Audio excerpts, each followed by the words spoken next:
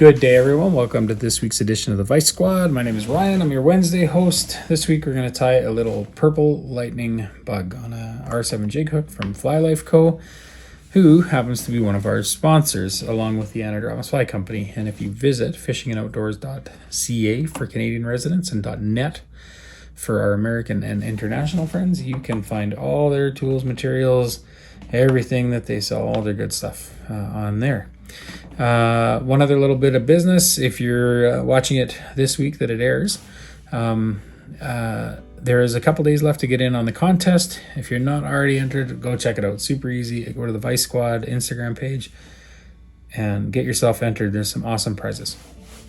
Anyway, back to the task at hand. We have this size 12 R7 jig hook with a 532 silver tungsten bead. Up on the front end, I am going to put some lead wraps. This is 015 lead. I'll put 6 or 7 of them in there, like so. And I'm just gonna grab my old junky scissors here, which I use for cutting wire and lead. And we'll get that on there like so. And I'm just going to tuck it up into the bead head. That'll help hold it there. We're going to use 70 denier white UTC, which I'm going to start behind the lead. And I do this so that it sort of holds it in place. And once I've got a little dam built, I'll just go over that lead and sort of cover it up. And then I know it's not going to slide around. So once we've done that, we'll get rid of our tag.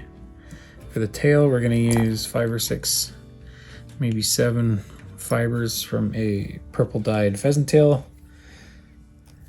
We'll pull those. If you pull those straight off the side of the stem, it'll keep all your tips lined up. And then we'll put a couple loose wraps there just to hold them, and then we can adjust our tail length, which I want to make just a little less than the body. Something like that. And we'll put some nice binding wraps in there just to cinch it all down. We'll snip those butts out. Next, I'm going to roll my thread to the front, and I'm going to grab our ribbing material, and this is extra small silver ultra wire. So we'll just tie that in down your side of the hook, far side from me. And our body material is some purple holo tinsel, this size medium.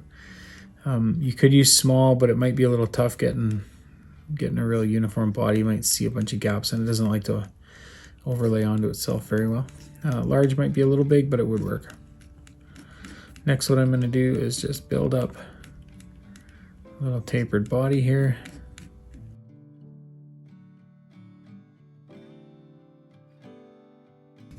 All right. Next, we'll grab that holo tinsel, and we'll start working that forward.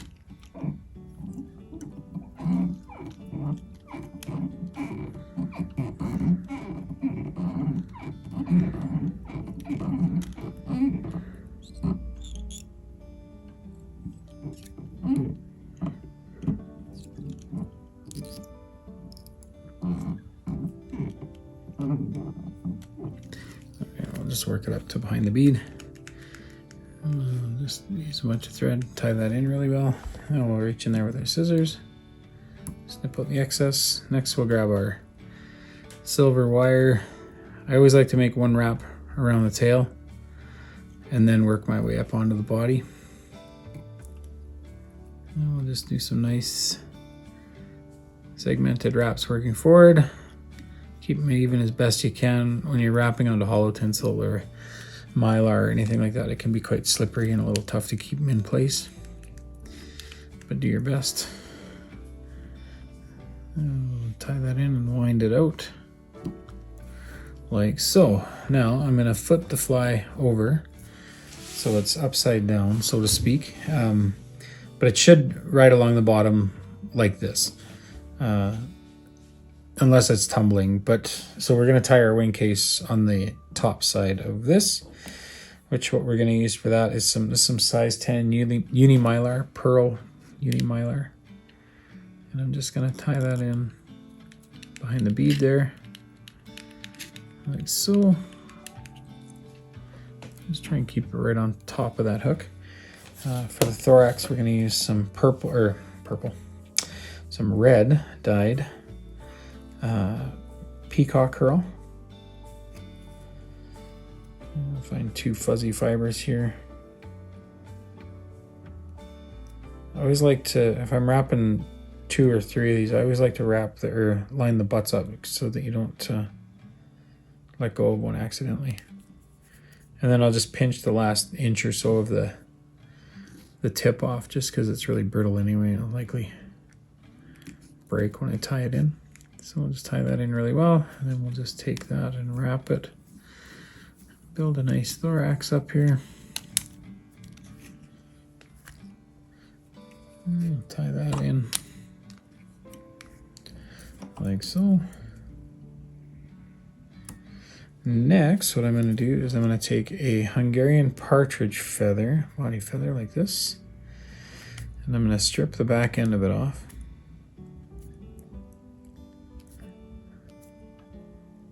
Like that. And next, what I'm going to do is I'm going to start peeling the feather sort of sideways, so it's like this. And what I'm looking for is where the size changes in these feathers, because I don't want those smaller ones in with the legs. It'll make it more difficult to tie in. So once I've figured out that these are all the same and these are all the same, I'm going to take that tip and I'm going to cut it out.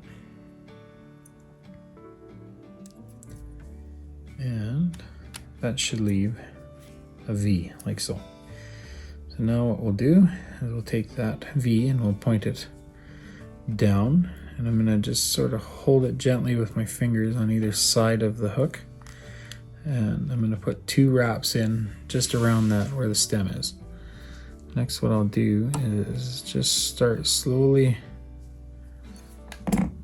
pulling that stem out. And do your best to keep it on the side of the hook. This can be a little frustrating at times, I have found, because it will want to roll over on you.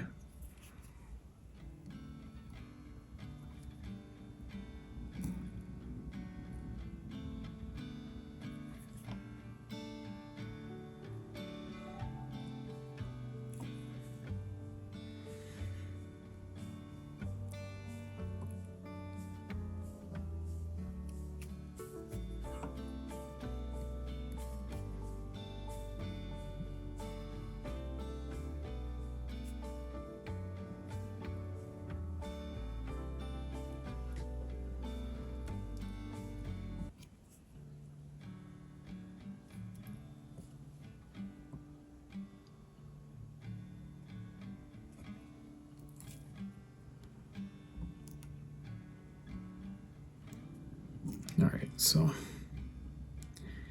once you have those sort of sitting out the side, and maybe just a little shorter than the body, something like that, I'm going to put some really tight binding wraps on there to stop it from sliding out much further. Something like that. That'd be close. We'll take our scissors, we'll get in there nice and close as you can and start cutting that feather out. And what you want to be careful of is you don't pull on it too hard, otherwise you'll pull those legs out. I'll just put a few wraps just to sort of clean it up. And we'll grab that Mylar and we will pull it over the top. Like so. Put a few wraps in there. Trim that out. And then just some cleanup wraps. Make sure everything's sort of tidy. Next I'm going to take, this is a purple Copic marker, which is an alcohol-based marker. You could use a Sharpie. I prefer these Copic markers. They just got some better color selection. And we will we'll take our whip finish tool and we will just whip finish that purple thread right behind the bead. You could use orange or red, maybe make a hot spot, or pink. And we'll snip that out of there. One last thing we're going to do is grab some Solarez thin, and we're going to just put a little UV glue bubble on the back there. We'll cure that. And that is our purple lightning bug. Like so. So I think this is going to be one that I'll fish through the ice this year for sure. I think this is going to do quite well, in my opinion. At any rate, if you're new to the channel and watching us for the first time, and you enjoyed the video, and you enjoy maybe watching some more videos, hit the subscribe button and the bell beside it. You won't miss any of our upcoming content, which there is all sorts of content on here. We got 2 other hosts, that's Bryce and Adam, and they are wonderful tires and fun to watch as well. So yeah, and while you're at it, check out our sponsors again. That's Anadrom's Fly Company and Fly Life Co., fishingandoutdoors.ca for Canadian residents, and .net for our American and international friends. You can find all our sponsors, gear, and a whole bunch more on there. And get into the contest. There's some awesome prizes. Until next week, everyone, thanks so much for watching.